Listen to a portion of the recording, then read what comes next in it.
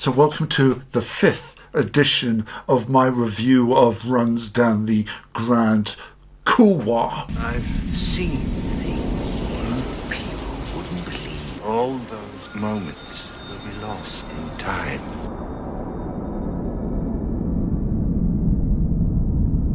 If you didn't know that at the end of every season I go and make a short video where I go and review people's videos of them skiing down the Grand Couloir, and I point out things that they've done wrong or right, or just generally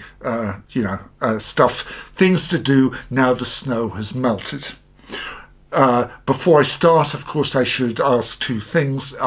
If you enjoy these sort of videos, do click the subscribe button down there and follow this channel. It really does help. And secondly, if you would like to help support the channel, I have a t-shirt shop where I sell t-shirts like this, like Die Hard style t-shirts, and it all goes to help. So why don't we kick off with the first video? This first video is by a gentleman named Marius Quast, who is a very prolific skier with 300,000 subscribers. Obviously his viewers know how to click the subscribe button. Anyway, he went to post this just before Christmas. And if you didn't know, this year we have had some of the best snow that Courchevel has had for over 20 years. So the likelihood of videos with really bad snow conditions is going to be a rarity. So he jumps into the path to begin with, and as I said, he is a very proficient skier. The path is looking quite rutted, and of course the first thing he comes to is he comes to an accident that has happened down the bottom of the path. He checks to see whether he's okay, and he sees that this, I presume, this father's son has misjudged the edge of the path and has gone over it. Security piste are going to come along and help him. Again, this points out the thing that I always say, that the path is one of the hardest parts of the Grand Couloir. And although it looks daunting, if you take it easy, it is no problem whatsoever. However, when you ski down it, everybody looks over the left and right hand side of it as if there's like a precipice there and that they are going to fall to their deaths, and they are not, and you should just relax. Speech over, let us continue. Here is an interesting fact that I will tell you at the end of the video. If you have an accident on the mountain and you are not insured, and the security piste come and collect you in a blood wagon and take you down the mountain, guess how much they charge per minute? Why you should take out even if you have normal insurance, you should always take a carte neige insurance when you get your ski pass, because that covers you for all of these type of accidents you get on the mountain. He skis on down now to the end of the path, and you know what? We can see here that the snow is in good thing. He decides to overtake everybody who is waiting at the bottom of the path, and continues down in some nice little wide turns, and you can see the snow is really good. And of course it is here where the poles come in that he makes his only mistake, I think, of this video. However, not a great one, but enough to fall over, and he continues to ski down the middle section, down until he gets to the final descent. And of course, he, like everyone else, goes and says, wow, because it again is the steepest part. However, unlike everyone else who stands around there for like minutes, he immediately goes in there, and he has a few people who are slightly more struggling on the on this last descent, but he basically goes down there past them very nicely. And of course, because he is doing this non-stop, even he is starting to gasp, and because it is incredibly strenuous to go and do these final bumps that are at the bottom of the couloir. But again, he, like I say, battles through it and goes to the end. Again, it dumped it down in November. This would have been just before Christmas, so it would, after Christmas and in January is when it would start to get a bit more icy, but there was hardly any sound of ice while skiing down, so I'm going to give it a 9.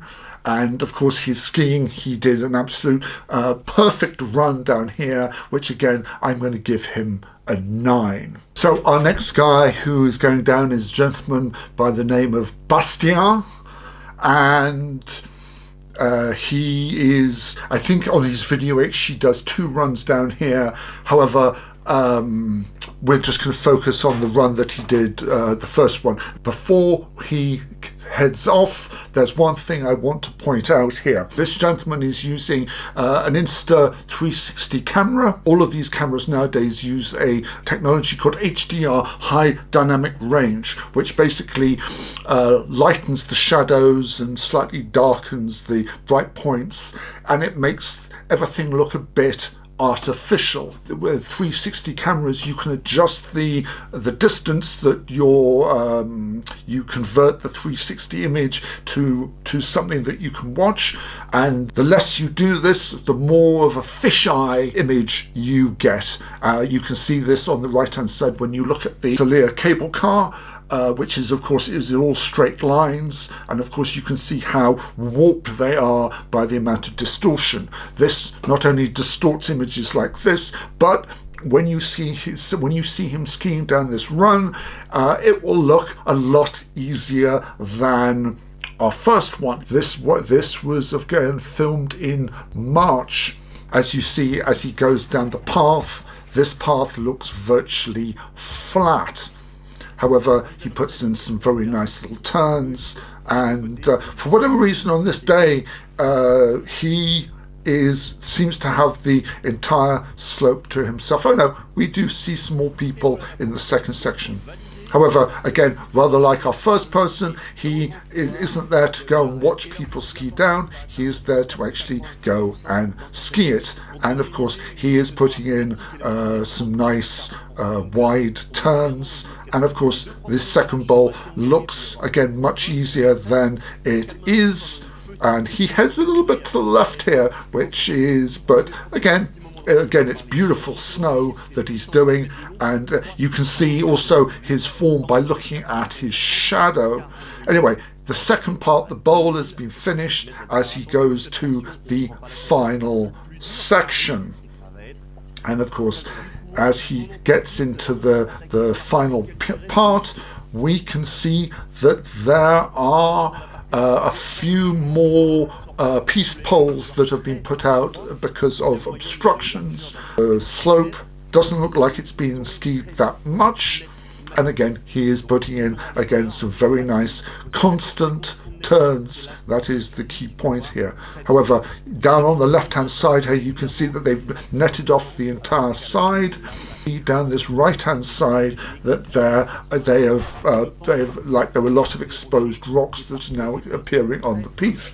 Now I must also, if you can also see here, this is all in the shadow, and I had a ski instructor.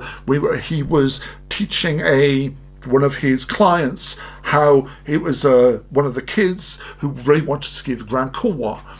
And anyway, so the entire week they went and did like short turns and bumps and the things building up to him going down the Grand Couloir. He went down the Grand Couloir the day before just to test what the snow was like, and basically he said this section here, which is at this time of year almost always in the shade, is deceptively icy. Bastien basically slows down a tiny bit onto this, taking a moment just to do the turns, and down the right hand side of where the peace poles are, goes and starts again putting in some very, very respectable turns. And of course at this point as well, you will be tired, your legs will be tired, and this of course is where it is possible to make a silly mistake and fall over. However, again, because of the way this is filmed, it makes it look like it is a blue run and it is not a blue run whatsoever. I'm going to say again, the snow is great condition. I'm going to give it a 9. And of course, for his ski down, I'm going to give it an 8. And I'm only going to give it an 8 because Marius did it so slightly better, and he got a 9. So this next video is from a channel called Pointofview, and it was posted in November. Now, of course, as I know that the slopes weren't open in November, this must have been filmed the year before and was posted then. Again, Mr. Redskis here goes and heads down the path to begin with. Yeah, it is looking slightly barer than it was in the previous videos, but again, the first problem that he's going to get to is, of course, there are 4 people in front of him on the path. There are 2 guys who are off looking down the Grand Couloir down to Mirabel, and there are 2 people who are going in front of him. Personally, I would have maybe waited a minute or 2 for everybody just to move on. The 2 people down the left hand side are fine, but these guys in front of them are having way more problems on the path, and you know, it can be very daunting if you ski past them, or again you're stopping for them. So you know, this is, and again, yes, all very daunting. You look over the edge, it's getting a little bit bare, but however, now this is where the video takes a slight turn, because he on the title of the video says he's skiing the Grand Couloir. However, to his credit, in the description below it, he actually goes and says, oh, actually, yes, I didn't ski the Grand Couloir. I actually went and skied one of the other couloirs to the right of the Grand Couloir, which is the reason why I picked it, because you don't really see very many of these videos.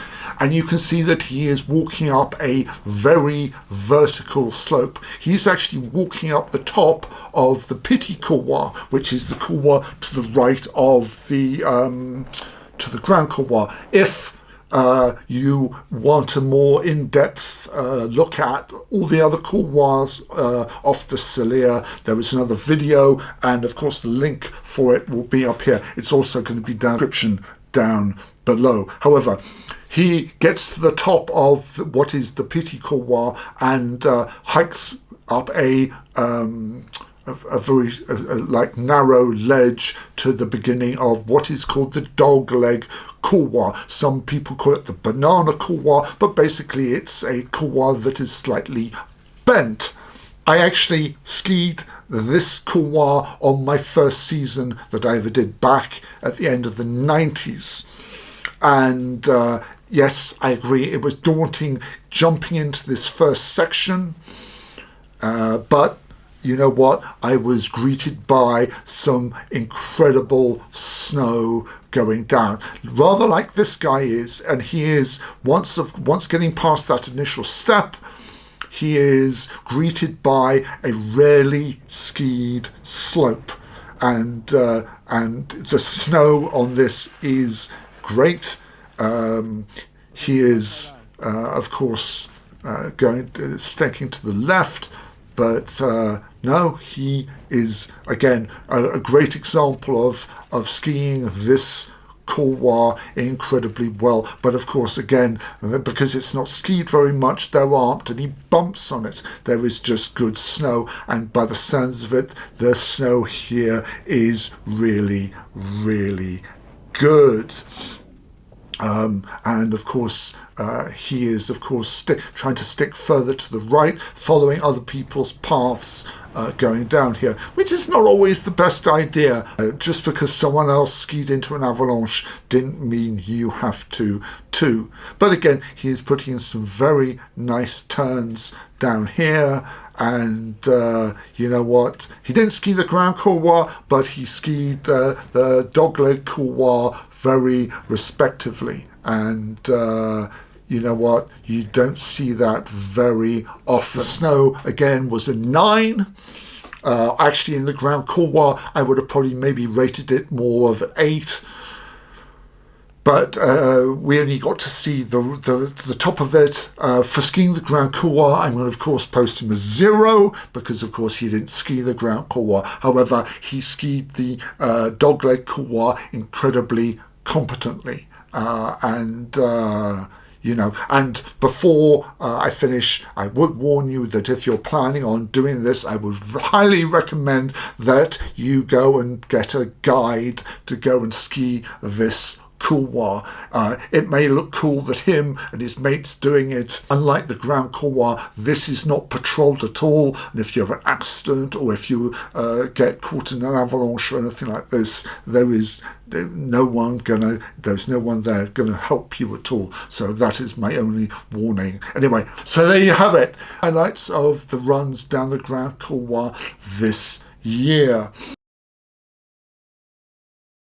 Of course, if anything I have said you have a problem with, please leave it down in the comments down below. If you enjoyed these videos, again, click the subscribe button, click the like button. It does help us with the algorithm. And please, even if you don't want to buy one, go and check out the link to the t-shirt store down below. Again, you never know if you have a friend who is into ski related t-shirts.